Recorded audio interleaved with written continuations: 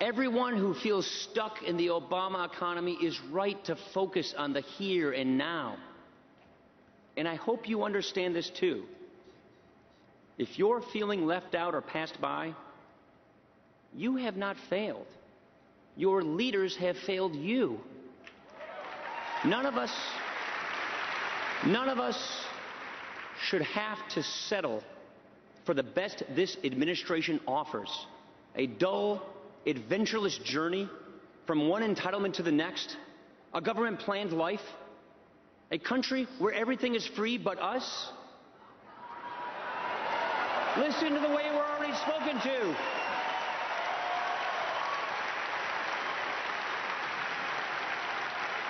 Listen to the way we are spoken to already, as if everyone is stuck in some class or station in life, victims of circumstances beyond our control, with the government there to help us cope with our fate. It's the exact opposite of everything I learned growing up in Wisconsin or at college in Ohio.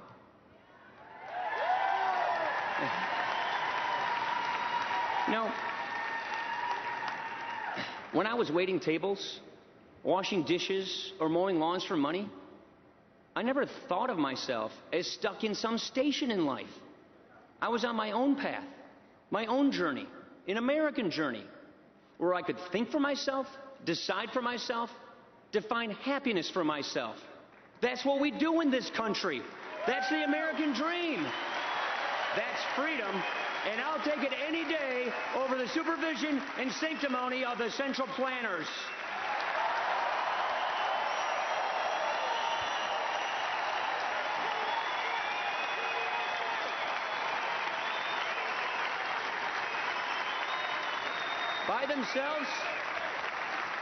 By themselves, the failures of one administration are not a mandate for a new administration.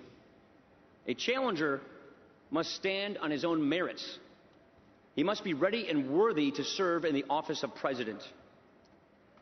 We're a full generation apart, Governor Romney and I, and in some ways we're different.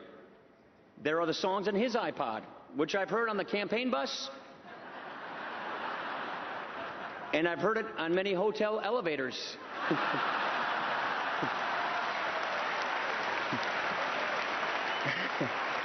He actually urged me to play some of these songs at campaign rallies. I said, look, I hope it's not a deal breaker, Mitt, but my playlist, it starts with AC/DC and it ends with Zeppelin.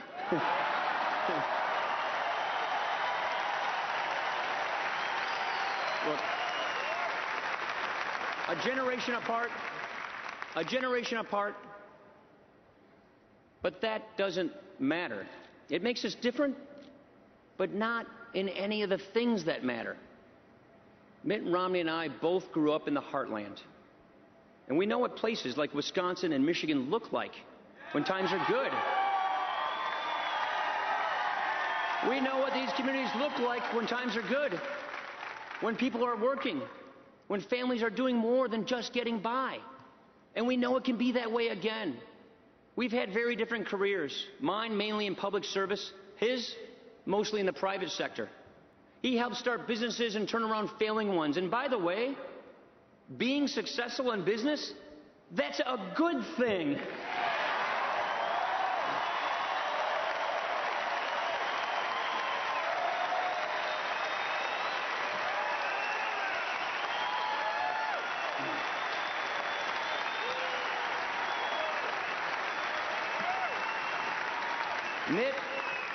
Mitt has not only succeeded, but he succeeded where others could not.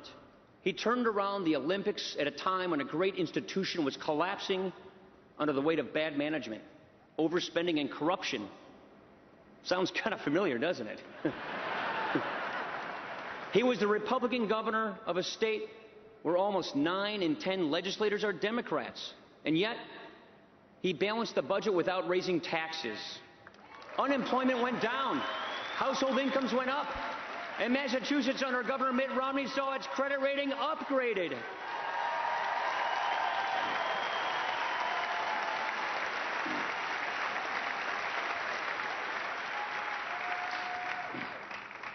Mitt and I also go to different churches. But in any church, the best kind of preaching is done by example. And I've been watching that example. The man who will accept your nomination tomorrow is prayerful and faithful and honorable. Not only a defender of marriage, he offers an example of marriage at its best. Not only a fine businessman, he's a fine man, worthy of leading this optimistic and good-hearted country. Our faiths come together in the same moral creed. We believe that in every life there is goodness. For every person there is hope. Each one of us was made for a reason, bearing the image and likeness of the Lord of life.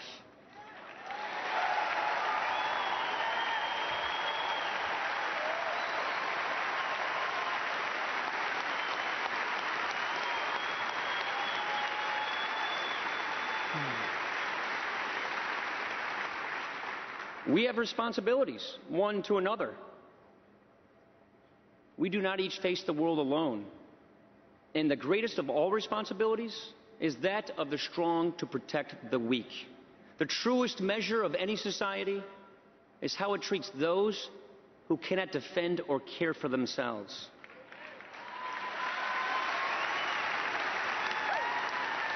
Each of these moral ideas is essential to democratic government, to the rule of law, to life in a humane and decent society. They are the moral creed of our country, as powerful in our time as on the day of America's founding. They are self-evident and unchanging, and sometimes even presidents need reminding that our rights come from nature and God and not from government.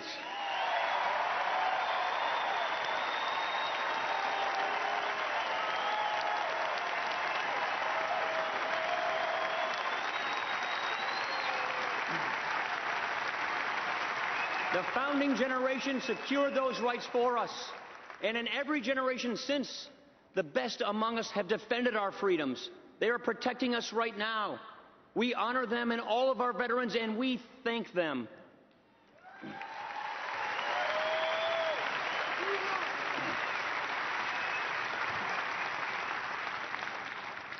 The right that makes all the difference now is the right to choose our own leaders. And you are entitled to the clearest possible choice, because the time for choosing is drawing near. So here is our pledge.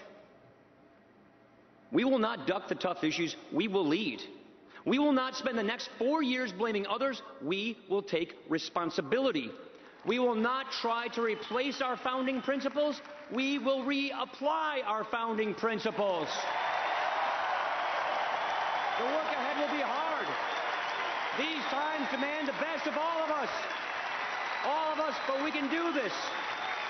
We can do this. Together, we can do this.